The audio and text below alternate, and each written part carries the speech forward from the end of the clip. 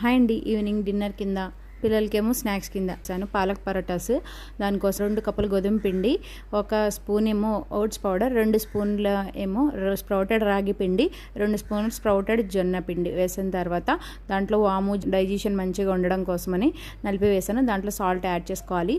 తర్వాత పాలకూర పేస్ట్ చేయడం కానీ పాలకూర, 2 పచ్చిమిర్చి, అల్లం ముక్క వేసుకుని పేస్ట్ చేసుకుని వాటర్ యాడ్ చేయొద్దు, కొంచెం కొంచెంగా వేసుకుంటూ కలుపుకోవాలి. మంచిగా కలిపేసుకోవాలి. సెమీ సాఫ్ట్గా కలిపేసుకొని ఒక 15 మినిట్స్ పక్కన పెట్టాలి. ఈ లోపల కర్రీ ప్రిపేర్ చేసుకుందాం. ఆయిల్ వేసి పోపు వేసుకున్న తర్వాత ఆనియన్స్ వేసి, ఆనియన్స్ కూడా మంచిగా ఫ్రై అయ్యాక పొటాటోస్ వేయాలి. ఆ తర్వాత టేస్ట్ తగ్గ సాల్ట్ వేసి చేసుకుని అల్లం వెల్లుల్లి పేస్ట్ వేసుకోవాలి. అది మగ్గే లోపల ఈ లోపల నేను నువ్వులు యాడ్ చేసుకుని పరోటాస్ చేశాను. మామూలుగా చపాతీస్ అయితే చేసేటప్పుడు మెత్తగా తర్వాత గట్టి పడితే, ఇవి చేసేటప్పుడు గట్టిగా ఉంటాయి. హాట్ బాక్స్లో వేసి పెడితే చాలా మెత్తగా ఉంటాయి.